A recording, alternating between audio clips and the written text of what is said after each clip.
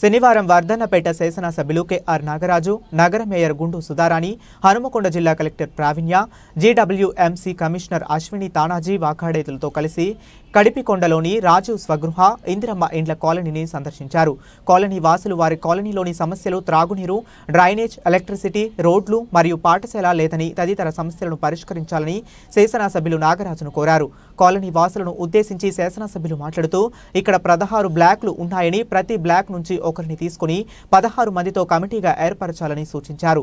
ఇక్కడ ఉన్న ఇంట్లో ఎంతమంది ఓనర్స్ మరియు ఎంతమంది కిరాయి వారు ఉన్నారనే విషయం తెలియజేయాలని, అండర్ గ్రౌండ్ డ్రైనేజ్ ఏర్పాటు చేస్తామని అన్నారు. ఈ కాలనీ సమస్యలు అన్నిటినీ త్వరలోనే పరిష్కరిస్తామని తెలిపారు. మొత్తం నీళ్లు లీకేజ్ అయ్యి మొత్తం రూఫ్ అంతా దెబ్బతిని బిల్డింగ్ అంతా కొలాప్స్ అవుతుంది. వీటిపైన ఏం చెప్పాలో సూచనలు ఇస్తాం. ఫస్ట్ మీ సమస్యలు ఏమున్నాయి చెప్పండి ఒక్కొక్కరు.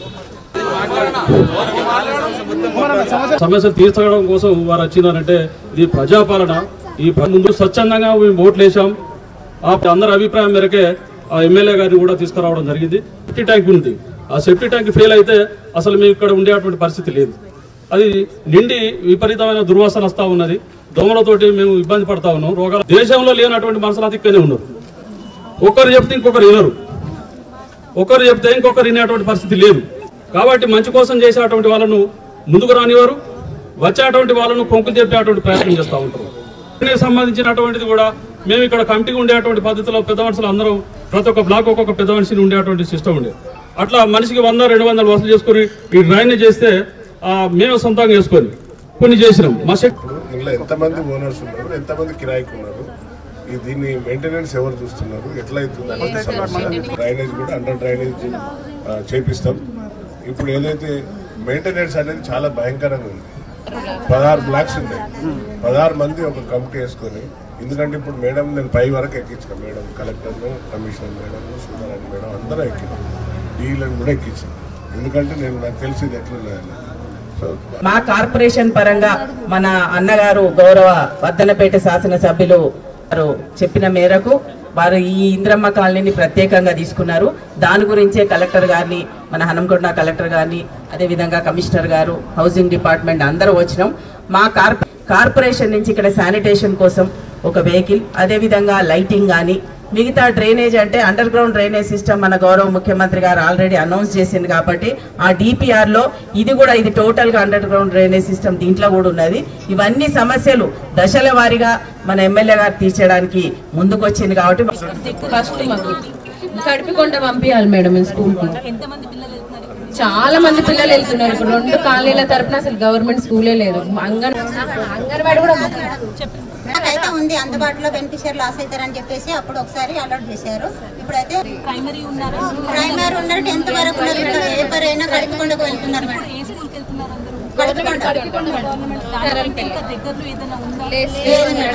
వచ్చిందంటే మేడం ½ an hour ఇస్తారు సార్. ½ an hour లో కింది వాళ్ళకి వచ్చేసరికి అసలు వాటర్ రావు. 3 months మనకి టైం ఉంది ఇప్పుడు డిపిఆర్ ప్రిపేర్. సో ఈ కాలనీ అంటే మొత్తం అందులో ఇన్క్లూడ్ చేసేసి మరి అప్పుడు వర్క్ స్టార్ట్ అయితే చేయవచ్చు సార్. ఓనర్ వాళ్ళు ఏదైతే ఉందో అది అంటే ఆన్లైన్లో అప్లై చేస్తే ఆ కాపీ ఇస్తే, అంటే మీ అప్లై చేసిన కాపీ ఇస్తే మరి I will give it to DC గారు. సో వాళ్ళు మీ హౌస్ నెంబర్ సమస్య సాల్వ్ చేయొచ్చు. అంటే ఓనర్ కెమెరా కొన్ని ఫిట్ చేయండి అండ్ వారి మెయింటెనెన్స్ కమిటీకి ఇవ్వాల్సింది. ఇప్పుడు మినిమం అన్నీ చూసి వచ్చాము. పైన లోపల చూసాము, ఇంటి లోపల చూసాము, బయట ఇక్కడున్న బిల్డింగ్ పరిస్థితి అండ్ వాతావరణ పరిస్థితి కూడా చూస్తున్నాము. మొదటిగా మీరందరూ కమిటీ ఒకటి వేసుకోకపోతే మాత్రం ఈ ఇష్యూ సాల్వ్ అవ్వదు. మేము ఎంత వచ్చి చెప్పినా, మా ఆఫీసర్స్ ఏం చేసినా కానీ మళ్ళీ ఇదే సిచ్యువేషన్ వస్తుంది. కాబట్టి ఎక్కడైనా చూడండి, మీదనే కాదు సిటీలో అపార్ట్మెంట్స్ ఉంటాయి, అక్కడ కూడా ఓనర్స్ ఉండరు, చాలా వరకు అద్దెకే ఉంటారు.